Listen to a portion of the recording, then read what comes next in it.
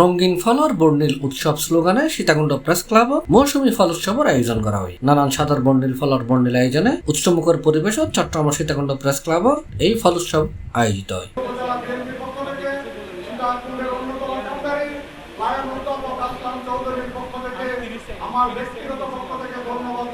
বলেছেন সীতাকুণ্ড উপর আহ্বান করছেন।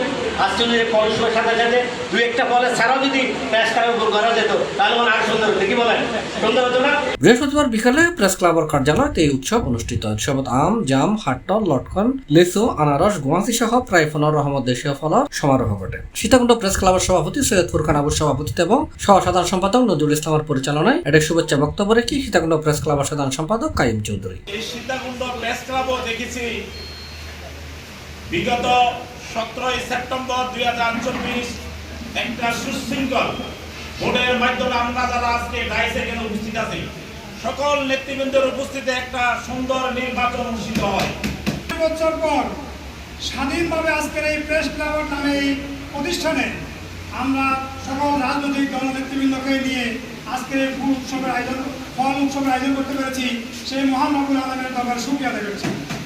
অতিথি হিসেবে উপস্থিত আছেন উপজেলা বিএনপির আহ্বায়ক ডাক্তার কমল কদর, উপজেলা জামায়াতের আমির মাওলানা মিজানুর রহমান, সাবেক আমির তাওহিদুল হক চৌধুরী, উপজেলা বিএনপির সদস্য সচিব কাজী মহিউদ্দিন, জামায়াত সেক্রেটারি মোহাম্মদ তাহের, উত্তর জেলা বিএনপির সদস্য এবং সাবেক কমিশনার শামসুল আলম আজাদ, উপজেলা শ্রমিক কল্যাণ ফেডারেশনের সভাপতি মেজবাউল আলম রাসেল, পৌর বিএনপির সদস্য সচিব সালেহ আহমদ সলু, জামায়াতের মিডিয়া সম্পাদক আবুল হোসেন, উপজেলা ছাত্র শিবিরের সভাপতি আব্দুল মান্নান, চট্টগ্রাম জেলা ছাত্র সমন্বয়ক মোহাম্মদ ওয়াহিদ, ইমরান হোসেন, ছাত্র দলের যুগ্ম আহ্বায়ক ফরহাদ হোসেন রিফাত সহ আর উপস্থিত আছেন সীতাকুণ্ড প্রেস ক্লাবের বিয়াক সদস্য, বিভিন্ন রাজনৈতিক সামাজিক সংগঠনের নেতৃবৃন্দ।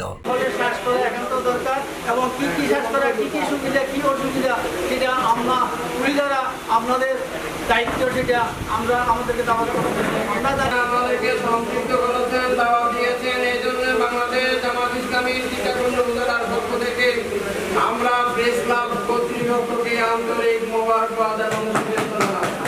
সুশৃঙ্খলা বজায় রেখে আমরা আমাদের সীতাকুণ্ডকে সামনে থেকে এগিয়ে নিয়ে যেতে পারি।